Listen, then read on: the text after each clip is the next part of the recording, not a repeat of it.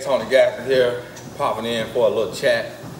A young lady from South Africa sent an email in asking me this question, and it's a really hard and impossible question, but I figure instead of answering it, I'll talk about it so that you have an understanding of what's happening with this.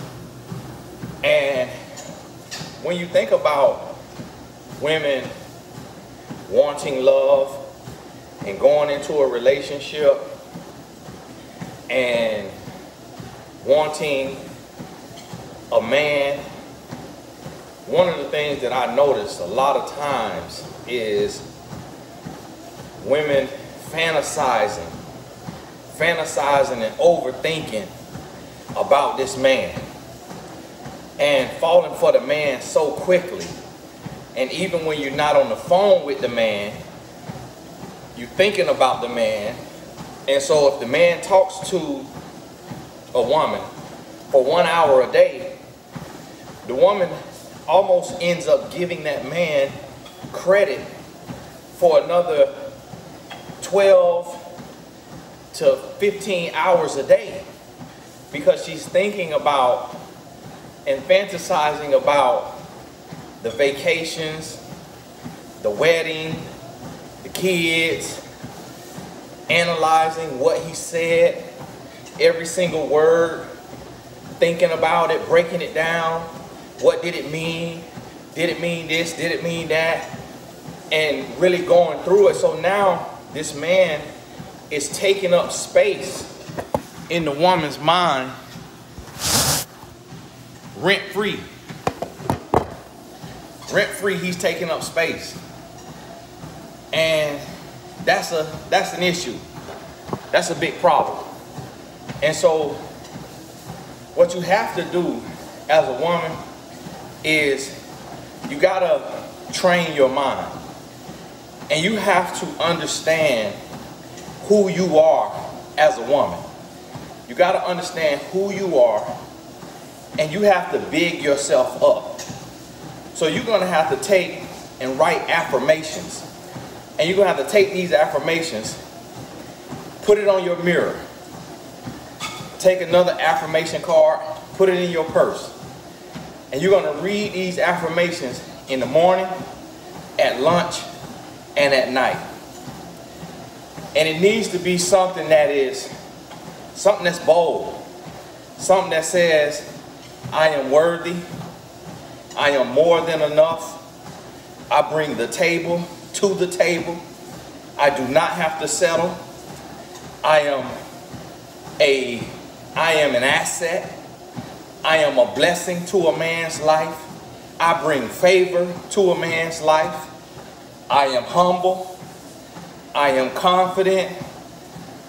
You see, it needs to be something that's strong, that's powerful, so that when you meet a man, you know who you are and you know what you bring to the table.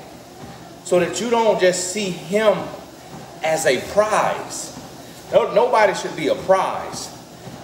You got assets and you got liabilities. A prize is like a trophy. You can't make your partner a trophy or a prize, because those lose their luster. Those lose the zeal. Those lose that feeling. That's why one championship for an athlete is never enough. When they get one, they want two, they want three, they want four, they want five, they want six, they want seven, they want eight. They want to keep going. Tom Brady, he want to keep going because he want to really eclipse Jordan. So that's the thing. When you see your partner like a prize, that's going to fade away. So you got to be able to look and say, okay, I know who I am. I know what I'm worth. So when you come into this situation, you set up in a way that you're not idolizing and worshiping the man, and you're not in a rush, because you've told yourself and you've talked to yourself and you've trained your mind to understand time, to understand that everything happens when it's supposed to happen, and everything happens in due time. So you're not in a rush for love. You're not in a rush for this here relationship, because you're able to say, I have time and it's going to happen when it's supposed to happen. And if you can do that, then that's going to change the relationship. It's going to change the dynamics of the relationship, so that now this is an even trade. Now you're not putting a man on a pedestal as a prize and looking up to him and hoping and wishing that he gives you a chance. Instead, you know who you are and you know what you bring to the table. So you really got to think about this, get this in your heart, sit with this, and understand the dangers of this. When you go and you're not doing, when you go into this relationship and you're not doing what you're supposed to do, and you fantasizing love. See, the thing that a lot of women do is a lot of women fall in love with the idea of love. And you ideate and you idolize this man, idealize this man, I don't know if that's a word, we're going to use it right now, sound good. And you put him into place in your vision. And he's a placeholder. You will turn a peasant into a king just so you can have a king in your palace. And when I say peasant, I don't literally mean peasant in the sense that it was used in the real term, but I mean you will take a man with no character, a man who all kind of bad habits, no character, no integrity, and you will take that man and make that man a king and treat him like a king just to have him fill a place in your life, fill a void in your life. And then the next thing you know, the relationship goes downhill, y'all done, it's ended, and it's because it was never meant to be. So you got to think about this, and you got to make sure that you're not putting too much sauce on it. So when you get off the phone with the man, you diving into something else. Your dream got to be so big for your career and your business that it take up the rest of your waking hours. Your goals for your body got to be so high that you working on yourself intensely, consistently, and you got to have that goal. And so when you get off the phone with this man, or you're not texting this man, when you reading books, you watching videos, you taking courses, you working out, you drawing out your plans, you working on your business, you so busy that all you have time for with him is when y'all talking. And when y'all not talking, you busy, you tied up.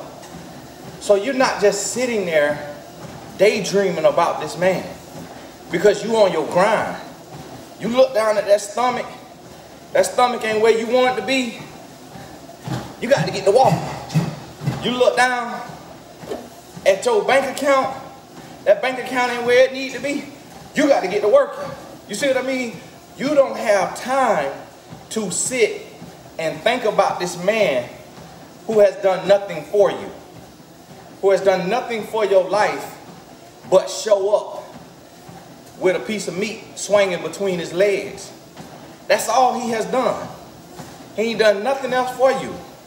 So listen, and you have to understand that a man has done nothing for you until he walks you down the aisle. Meaning, until a man marries you, he is nothing but a man that's in your life. He is not a king.